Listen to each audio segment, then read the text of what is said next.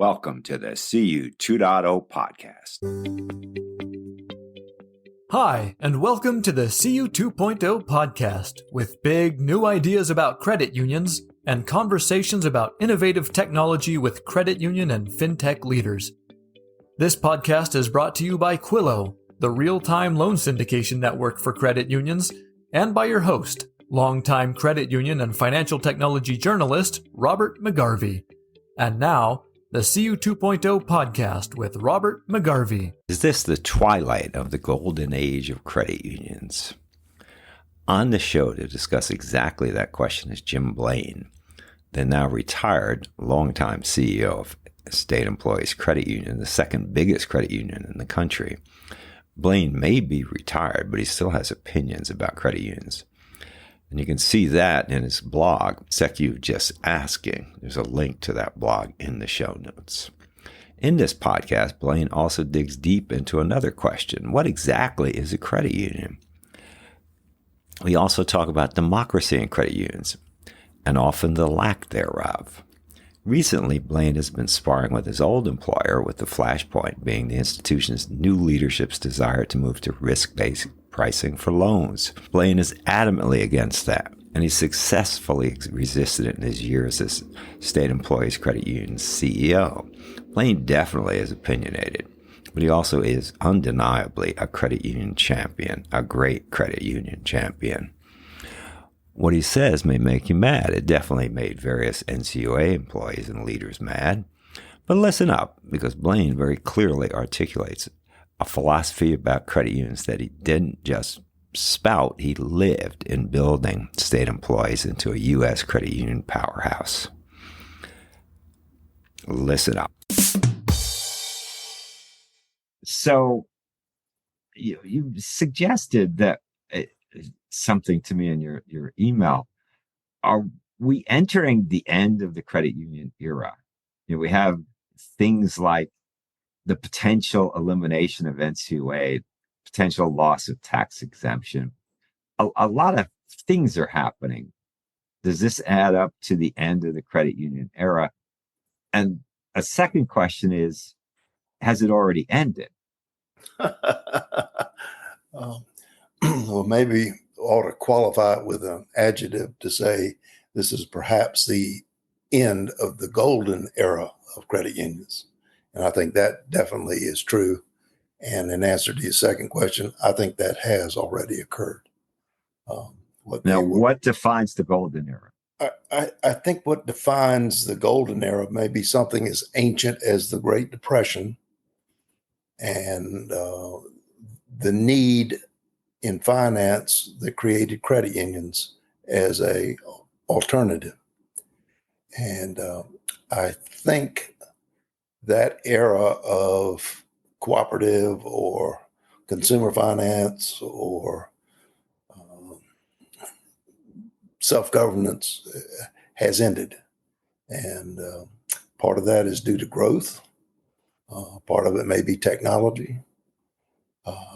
Part of it may be that credit unions no longer really want to be credit unions, and maybe they don't need to be.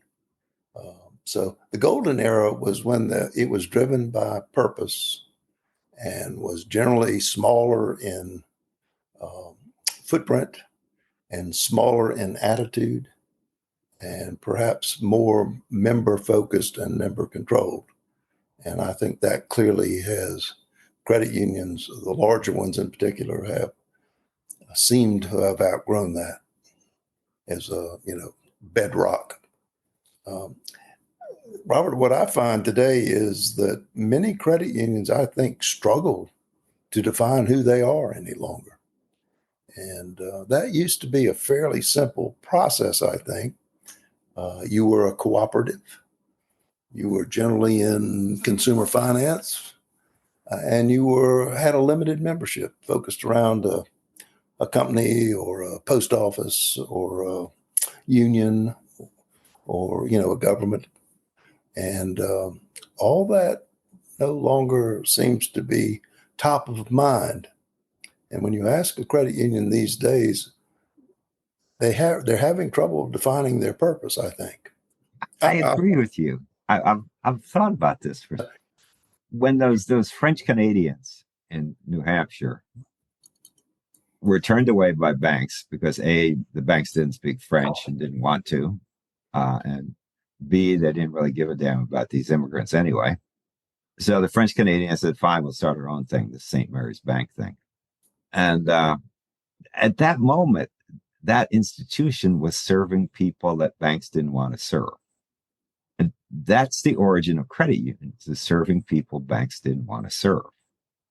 And it was also pretty clear cut. So it's a little credit union that serves like one Ford plant that makes batteries or something.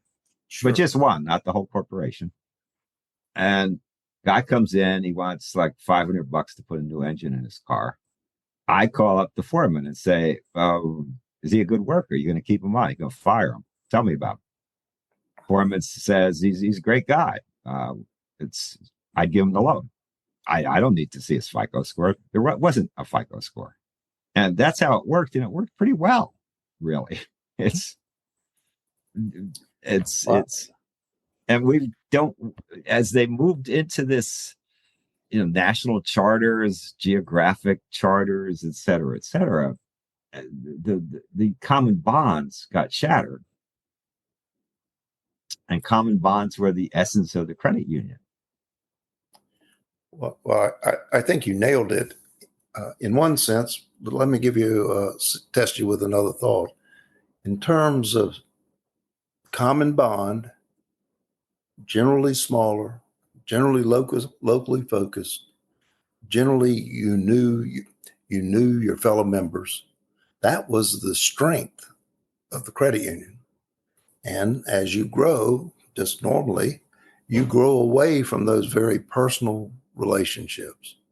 And that to me, or the plant closes or, whatever else.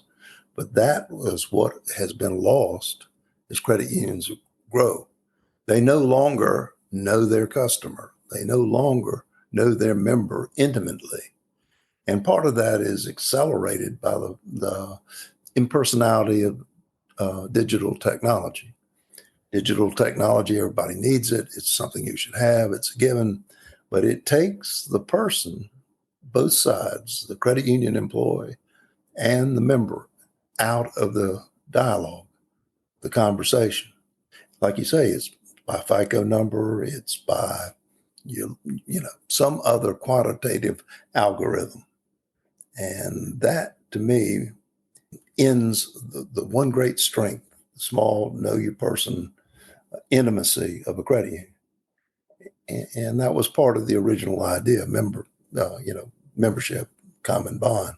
Well, I think you've got it. And what is it? 400 credit unions now represent 90% of the deposits and membership in the credit union movement. So, and that pace of growth is accelerating. So that may be, if the essence was intimacy, the end of the golden era has been the end of that intimacy, whether right or wrong. It's just gone away.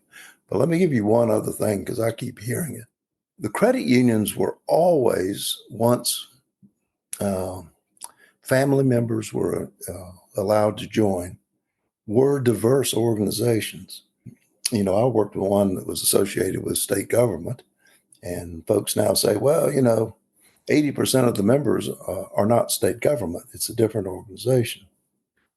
But if you go back to the 60s, if a state employee joined, that person, normally a male, would have his wife join and his 2 kids, the average family, right?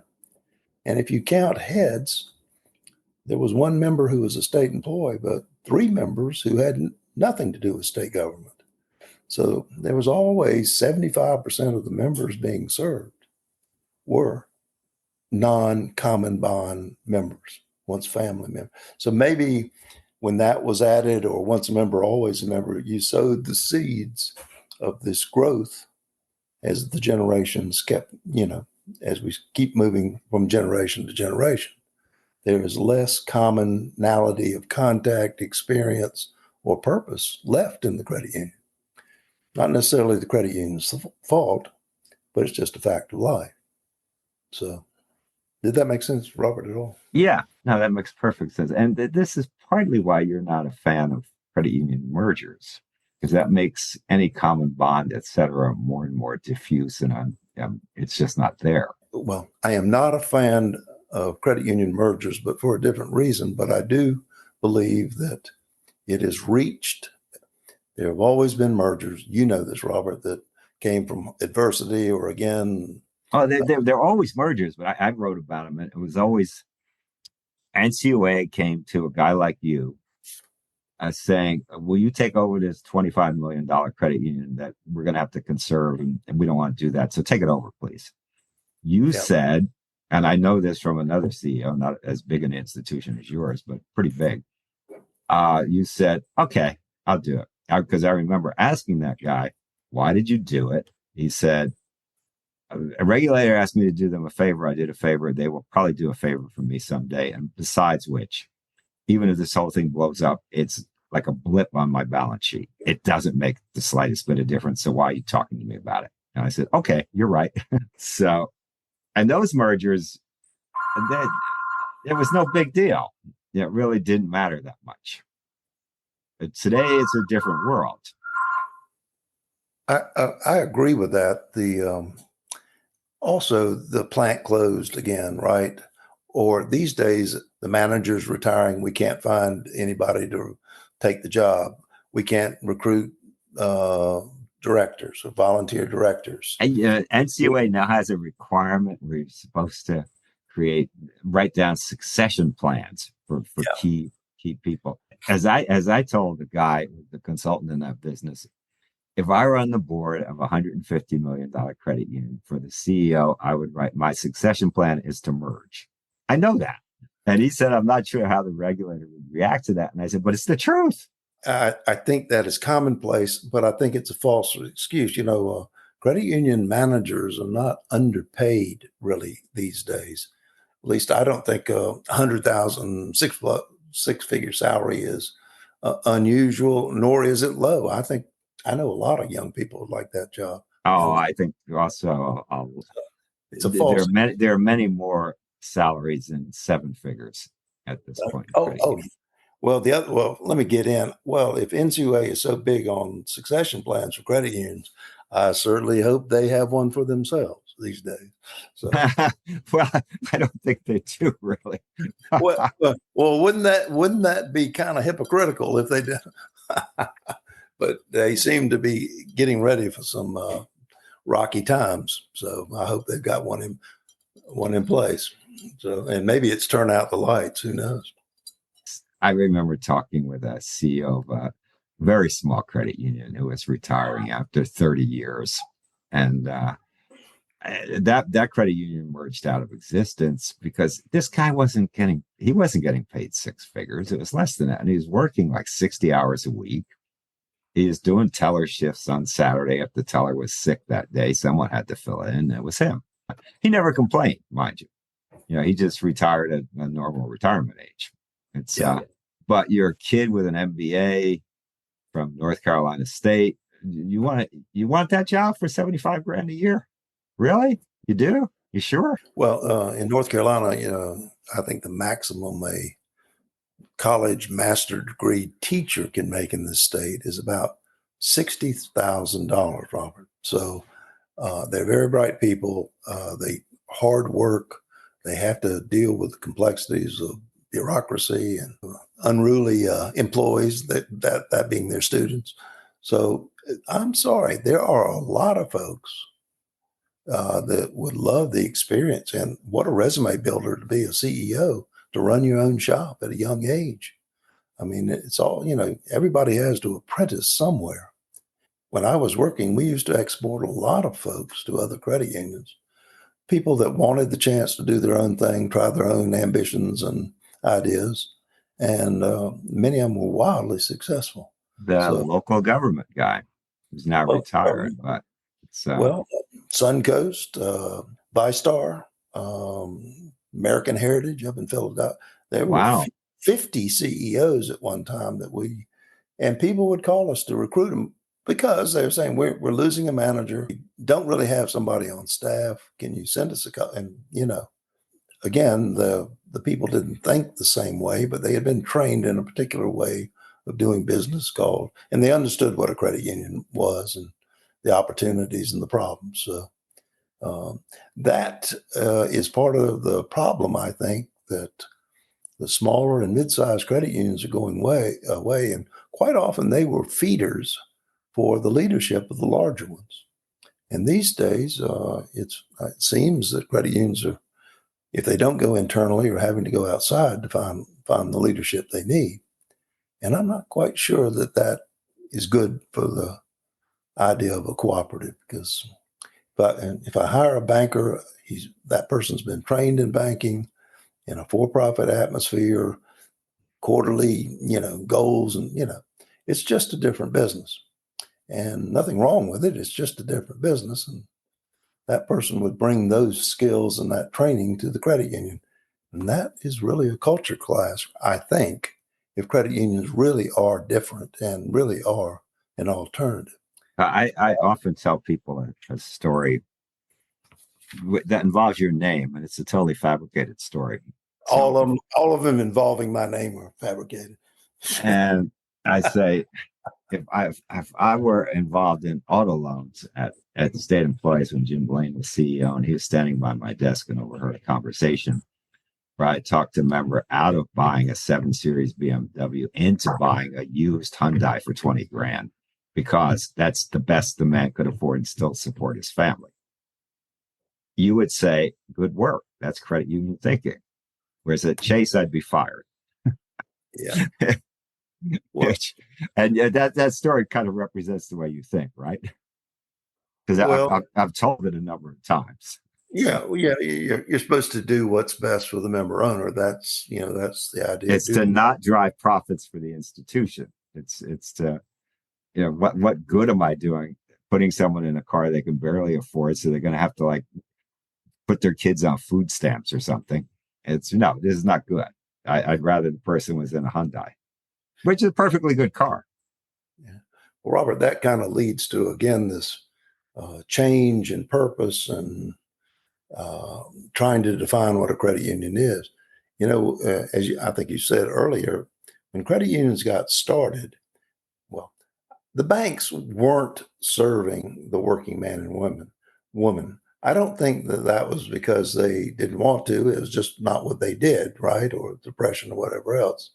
So credit unions, one of the fundamental ideas, and it's in most everybody's charter, was to give access to credit for provident and productive purposes.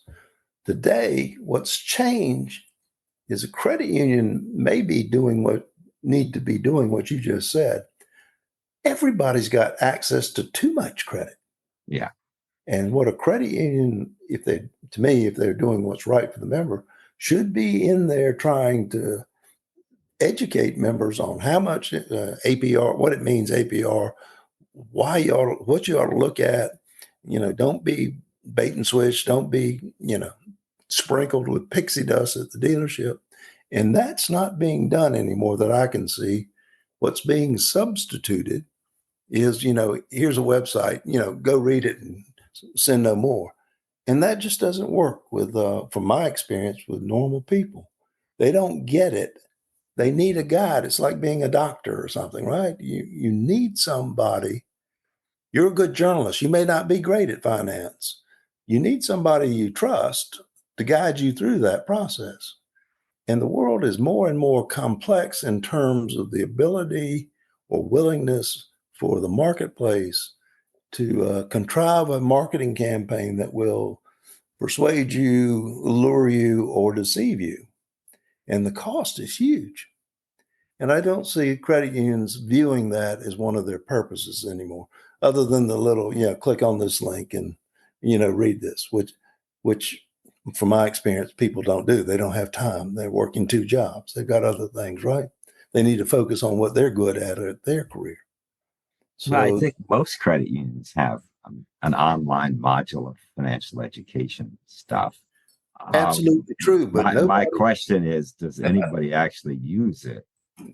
they don't, Um, and they have the metrics to show you. yeah, It's that's kind of like if you look at some social media little blurbs and all that. The number of people following credit union's event of the day is ridiculously low.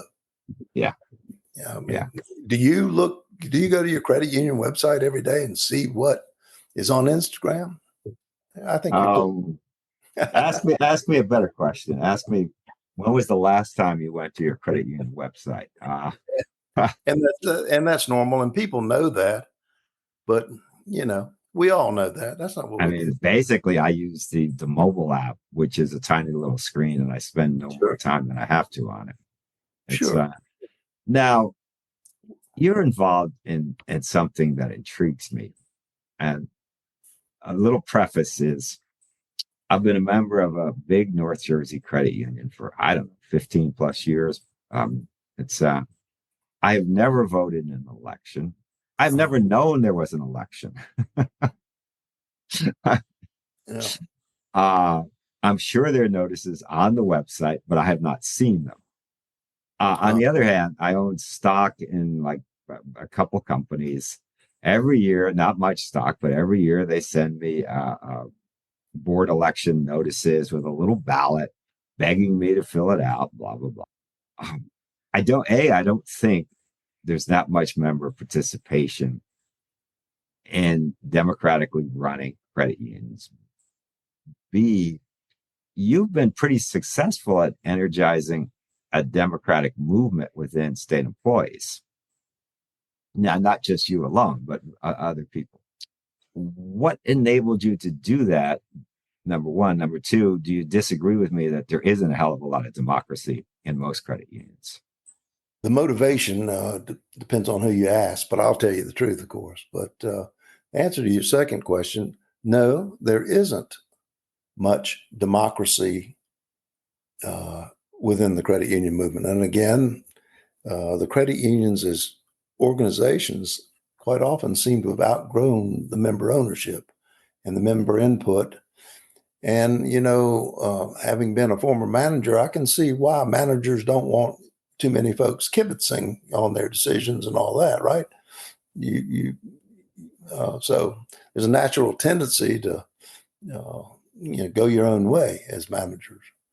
But how it started at SECU is by the way, I've been retired for almost 10 years. I haven't been in the credit union other than maybe for a couple of retirement parties in those 10 years. Don't call folks, never talk to the board. Uh, when I left, I cut the cord, no consultant, no on the board, no nothing. I had other things to do.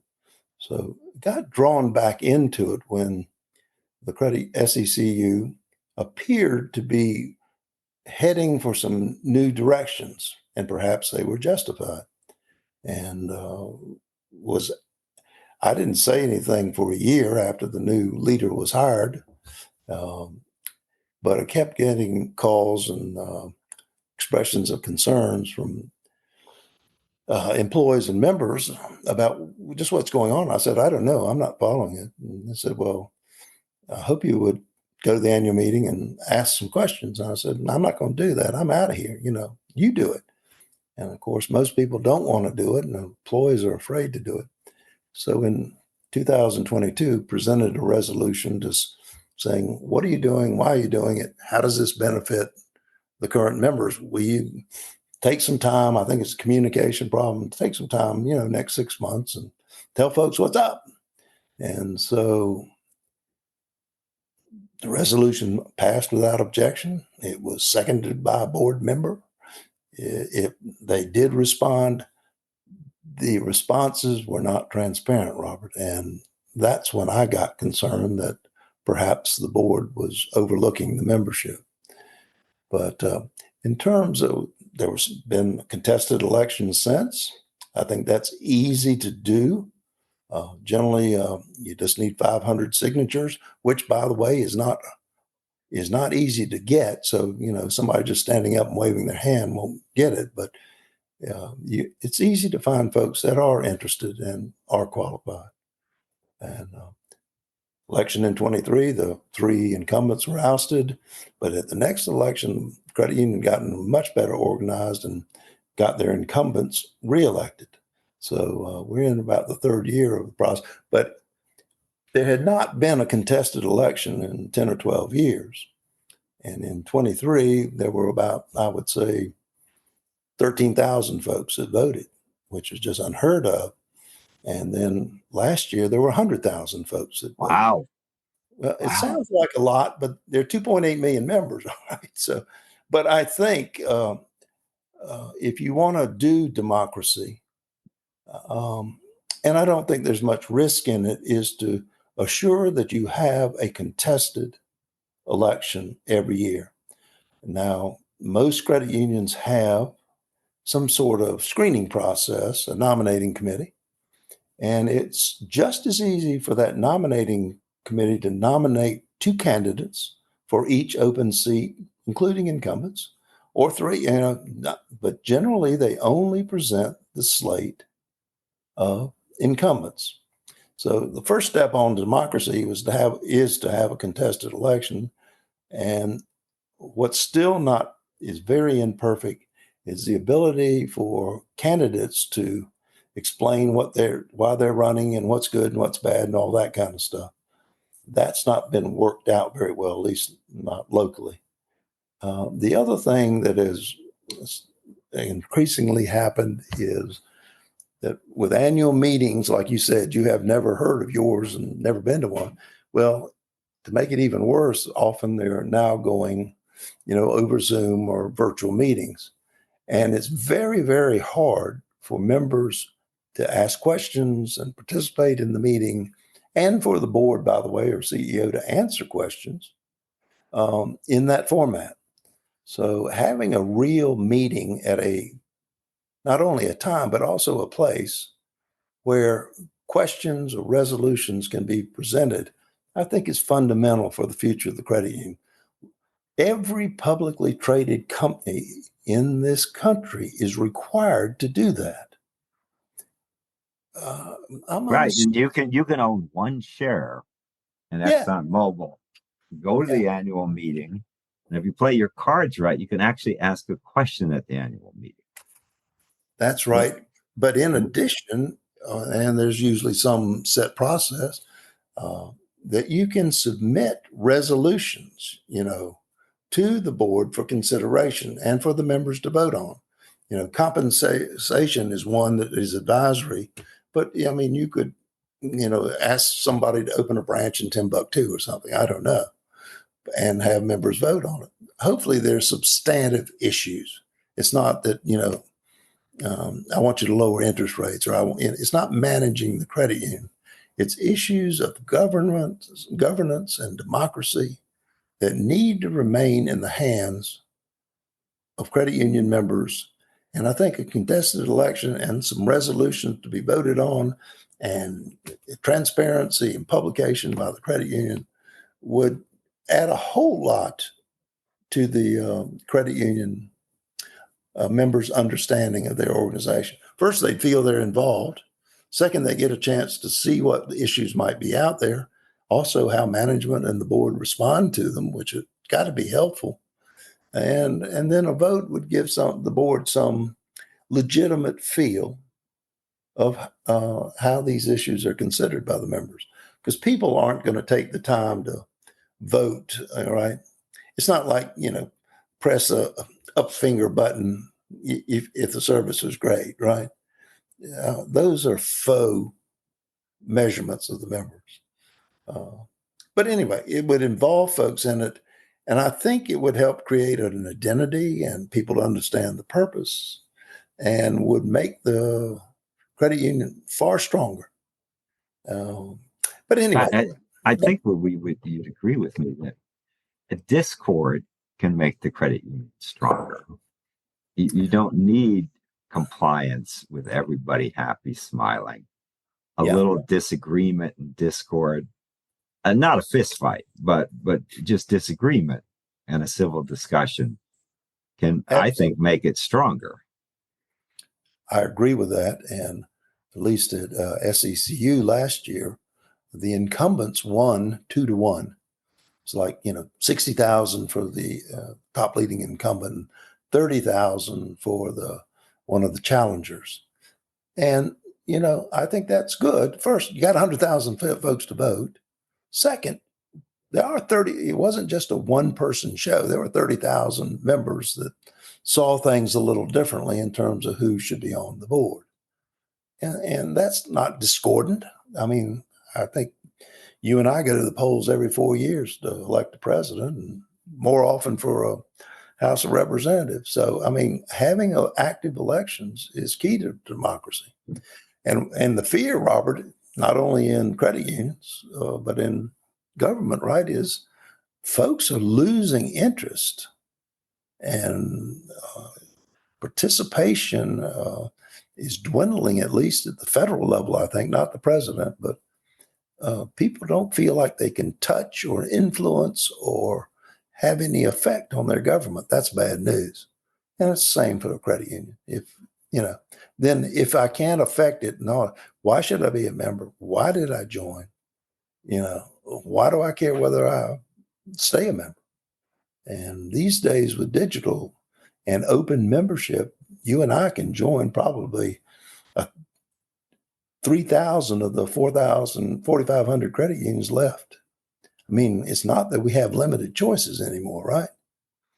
Oh, and most credit unions, Absolutely. not Navy Federal, maybe not state employees, but I know definitely not Navy Federal. Most have a backdoor in.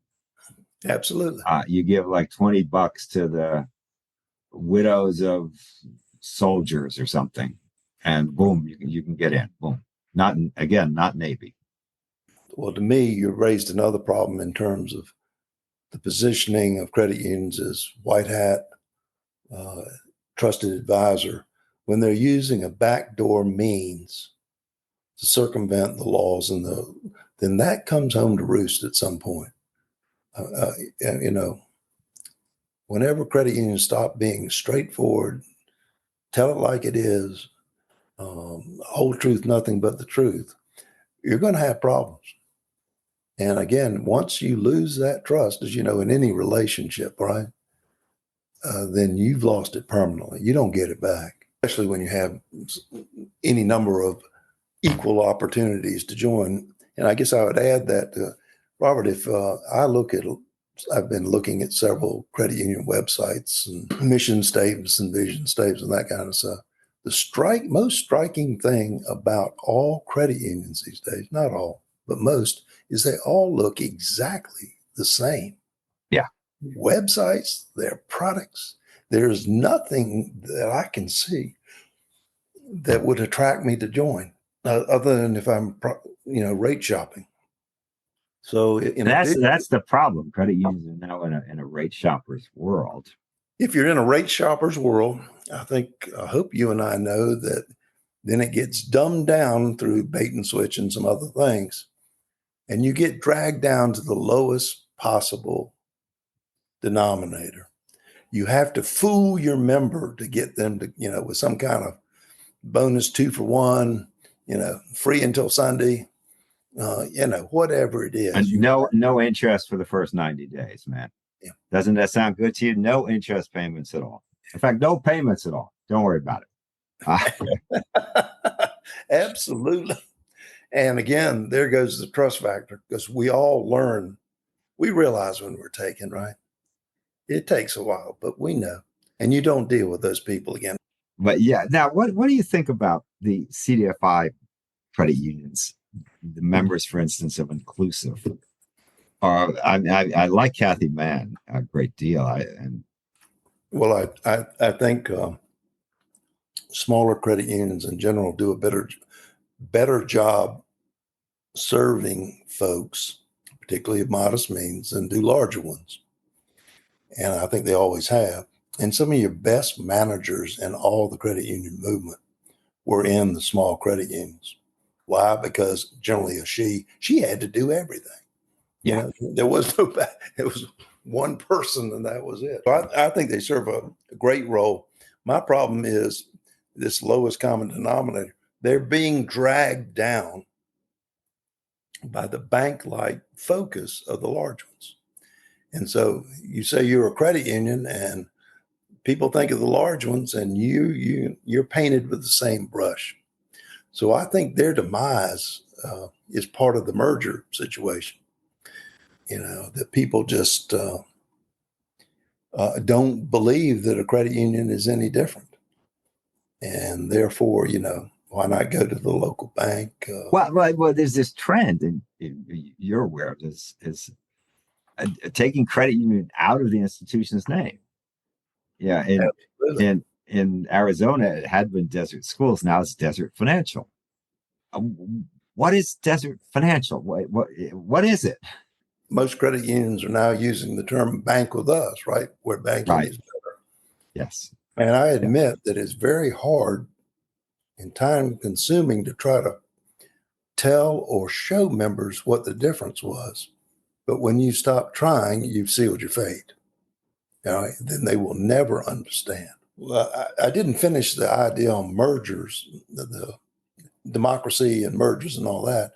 My biggest concern is that we're going to head right back to an era that popped up about 2005, where credit unions started to convert to mutual savings banks and to banks. And I am dead certain that that's what's starting, and that is the end of the era for credit unions. Well, I've been saying that were the biggest credit unions to lose their tax exemption, most of them would demutualize as quickly as they could. Well, I see that as absolute certainty. And remember, USAA once upon a time was a mutual association, but they demutualized. It's a straightforward process. And from what CEOs of big credit unions have told me, they lost the tax exemption. They're not really sure financially what the advantage to being a credit union would be for them. Let me ask you a question about, first of all, you and I have been around too long because we happen to remember these things about demutualization. But the point is, you've been talking about it for a long, long time. I've been thinking about it for a long, long time. And when it now is getting ready to start, people will say, what happened? And I would go, oh, so would you. This has been going on a long time. It's just been building, suddenly open membership, suddenly focus on commercial lending, suddenly, focus on credit scores when approving people. Suddenly the member's not involved. Suddenly annual meetings don't really occur. This has been going on. This has not happened all at once, but when it happens, people will act surprised. But here's the question, since you brought it up.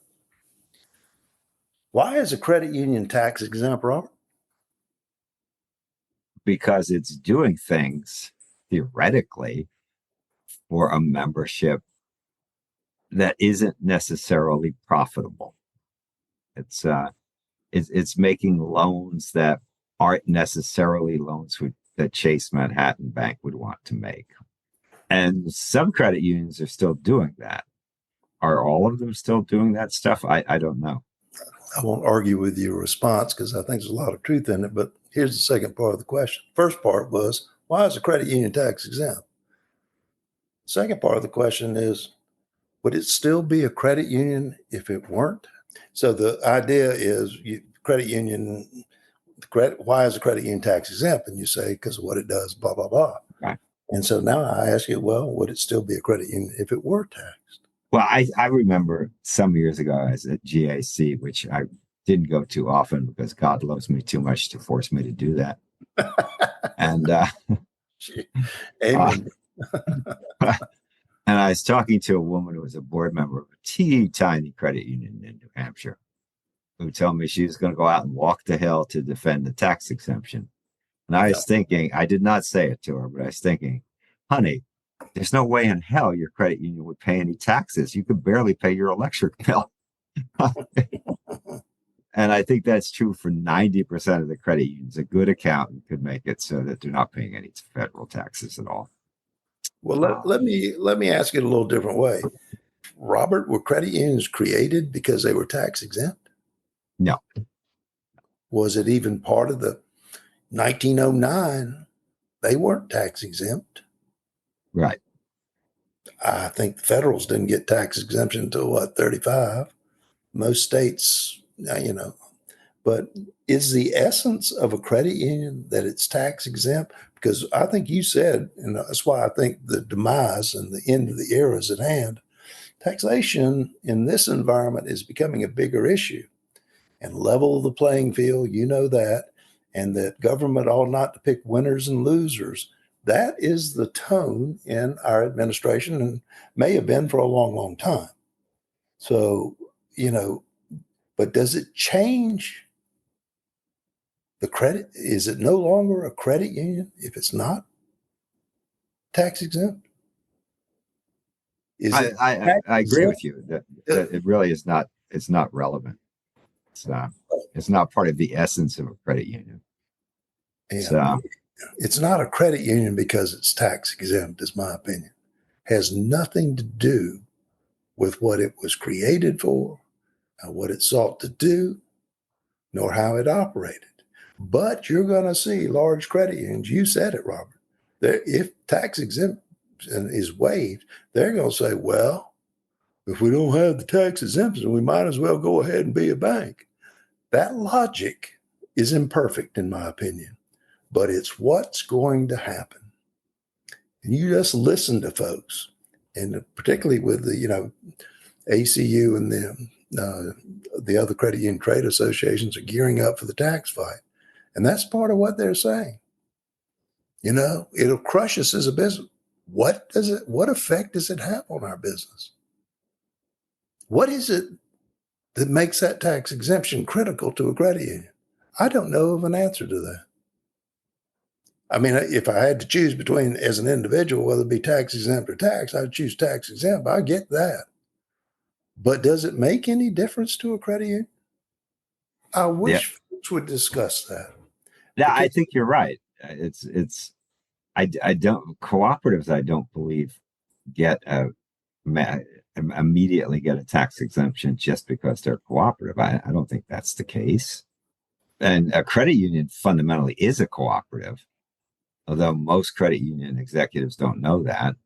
And as you said, if I can barely break even and pay my light bill as a credit union, having an income tax on a zero bottom line really doesn't make any difference, does it? No. It's just, but look out for what you've got, people leading credit unions that are going to use the loss of the tax exemption when it occurs, if it occurs, as an excuse to convert to a bank. And next level of question I hope you would pursue with somebody would be, well, what do you get if you're taxed and you convert to a bank? What do you get? Well, I can let anybody join. You already can. Yeah. Well, I can make commercial loans. You already can, and you're pursuing it. What is it? And that's where I go, credit unions are really struggling to define themselves as something different any longer because they don't have tax. They don't have closed membership. They're not small and locally focused. They're not focused necessarily on helping the people of modest means. And many of them are pursuing commercial lending, which is the bank's bread and butter, just furiously. And it's the fastest growing segment in the credit union loan portfolio, if you look. And Robert, if I ask you this, if I asked you if all the credit unions had greater balances in new car loans or commercial loans, how would you answer? Which is larger? Then if you aggregated them all together, do they have more new car loans or more commercial loans? I would say new car loans, but since you're asking the question, I assume the answer is not new car loans. That's right. So it's kind of a trick question. It's commercial. There are more commercial loans on the balance sheets of all credit unions than there This are. is weird because that's not the essence of the credit union. Well, was to do that car loan. And it's exactly. All right. Well, let me give you another one. I'm going to raise the ante on you. Do you think there are more credit card loans on the balance sheets of all credit unions in the country or more commercial loans? Now that one's easy. You ought to get that. Well, I would hope that there's more credit card loans. Wrong again. But yeah, I knew it had to be Big wrong. time. There are twice as many commercial loans on the balance sheets of credit unions as there are credit card loans. Now that shocked me. Yeah, as we're talking, I remember that for 10 years I've been telling people I really don't care about community banks because they are a dying species. Well, maybe like credit unions, right? Smaller credit. Well, I mean, even some pretty big community banks are dying species. They're getting wiped out by the Chases and the B of A's. So you take Pentagon Federal or state employees, you say, okay, fine, you can be a bank now. You're now a tiny bank. Used to be a big credit union. Now you're a tiny bank. Well, I think I've heard you make the point in some podcasts or writing that the four largest banks, right? What is yours, like JP Morgan or Chase or somebody's larger than all the credit unions combined? I added up all the assets of credit unions. This was a few years ago. All the assets of all the credit unions, and it was lower than JP Morgan Chase. Now, since that time, JP Morgan Chase has grown at a much faster rate than credit unions have. So I'm sure the difference is much bigger than it was. And as I say to people, I assure you, Jamie Dimon does not wake up in the morning saying, what is Navy Federal doing today? I'm sure that's true. And if you ran into Jamie's office and said, Mr. Dimon, let me tell you what Navy Federal's doing today, he'd say, what the hell is that? Get out. Well, he's pretty shrewd. He probably knows, but it's not on his top 100. It's not. Tell him what Citi's doing. Tell him what B of A's doing. This will interest them. Even Deutsche Bank, but he's not interested in a credit union, nor should he be.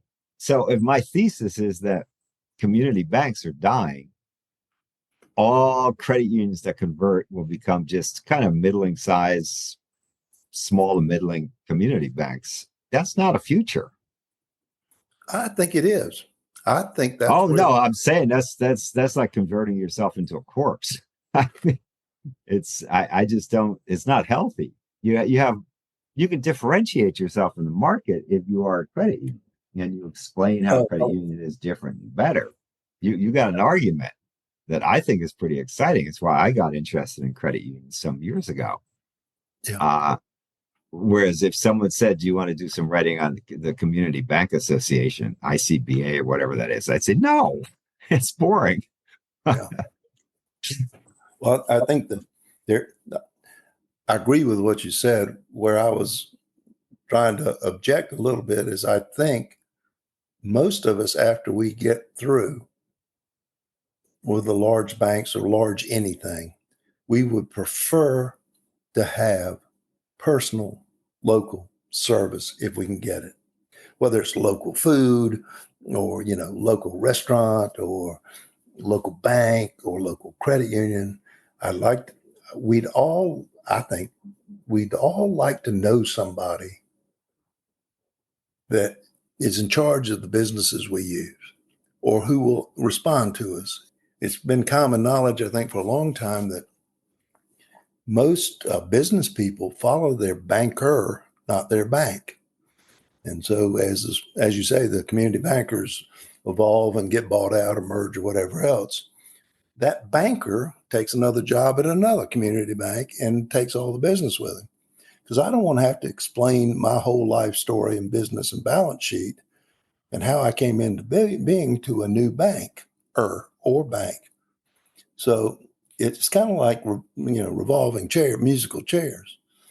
People, and I think it's true in credit unions, if you can stay local, that all of us would prefer to do that. But maybe I'm wrong. I think that's the advantage that credit unions are losing as they grow in size. And if they go to this all look the same digital delivery, I use the mobile phone too, but I used to know who I could call. And my kids are credit union members, various ones. And it's funny, they all, they need to talk about a mortgage. They want to talk to Susan over at XYZ branch. They have built a trusted relationship, transcends just transaction processing, which is a no-brainer, right? That's what mobile is. Or if they need some advice on their 401k, they want to go talk to somebody, right? Because they're uncertain, or planning a will, or, doing taxes, or whatever it might be. And if we can't get back to that, that's why I think it's an end of a golden era, because I think that was in place when credit unions were more local, smaller, and maybe more focused on the consumer rather than the commercial. Another topic for another day, maybe debit cards is where credit unions need to go. They need to fight for that transaction account. But I don't see anybody doing that because they're so reliant on this interchange game. Right. But they've got to figure that out.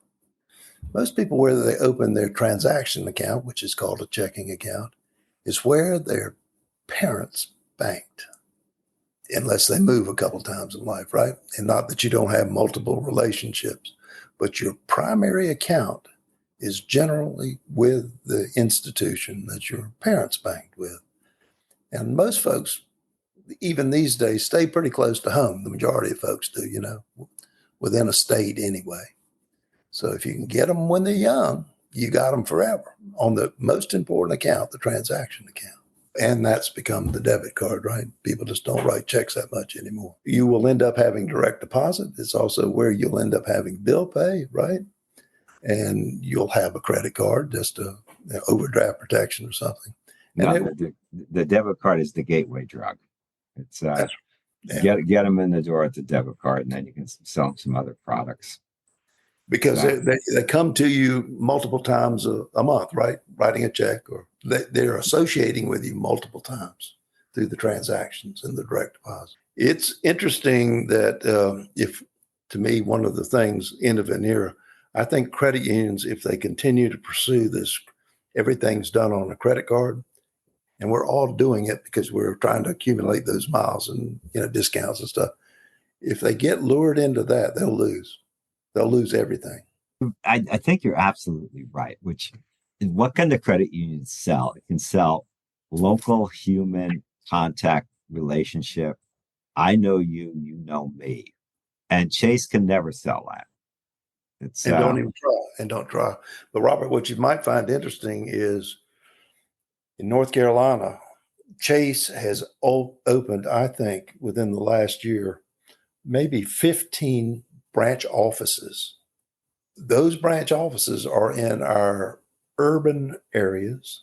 They are in our higher wealth zip codes. And they're probably for teams of wealth managers. They're not after serving the local mom and pop. Personal bankers. I had a Chase account for a number of years. Okay. I would get a call once a month from a guy who wanted to be my personal banker. A nice guy. But that's. But they now have wealth. And again, my concern in credit unions chasing the more affluent is that Chase will beat you on that, because they will arrive with a team. They've got an accountant, they've got a tax expert, they've got a tickets to the ice hockey team. They're going to come get you, and you're not going to beat that kind of team because their expertise is greater than what a credit union normally has. And a credit union needs to keep some of those wealthier members, obviously. And I think you can, if you can decide who you are. There's a lot of, by the way, I think these days, given the closing of plants and military bases, and the common bond probably is geography, and not on a global or nationwide basis. If you can create an image for your community, I mean, I guess it could be church or race or something else, but geography makes a whole lot of sense. That people will want to stay local, going back to that idea. They will choose to have an account with you and give you a chance because you're local, because they can see the branch, although they may not use it, and that they can get a call back and they can talk to a live human being. we all do it, right? We root for the local football team. We understand local politics. We know, our friends and neighbors are people we know. They're all local. But anyway, the other thing I see, by the way, that I think will hurt credit unions on the local is, at least I think it's true for all credit unions, there's an awful lot of local employment, in branches or contact centers or whatever else. So it is an economic benefit to the community or the state or whatever else. You'll see efficiency becomes too much of a buzzword, that those calls will be routed to the Philippines or to India. It's happening now already, but credit unions will do that because it costs so much less. And so you're going to see the export of these jobs from the local area, which again, kills the intimate local contact. The other thing that I see coming back, which I'm sad to see, is the selling of loans outside your market, where for Fannie and Freddie are your best example. They make only mortgage loans under very strict rules. There's very little flexibility that the lender has. Even if you keep servicing, then if there's a problem, you have very little flexibility to fix it. So, you can't react to a member's individual local disaster, right? And help them go through it.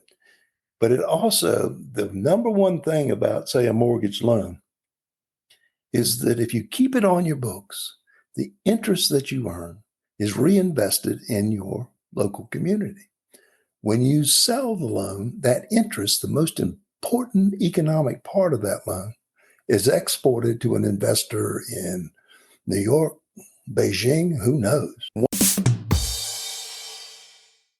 Before we go, think hard about how you can help support this podcast so we can do more interviews with more thoughtful leaders in the credit union world. What we're trying to figure out here in these podcasts is what's next for credit unions. What can they do to really, really, really make a difference in the financial scene? Can't all be mega banks, can it? It's my hope it won't all be mega banks. It'll always be a place for credit unions. That's what we're discussing here.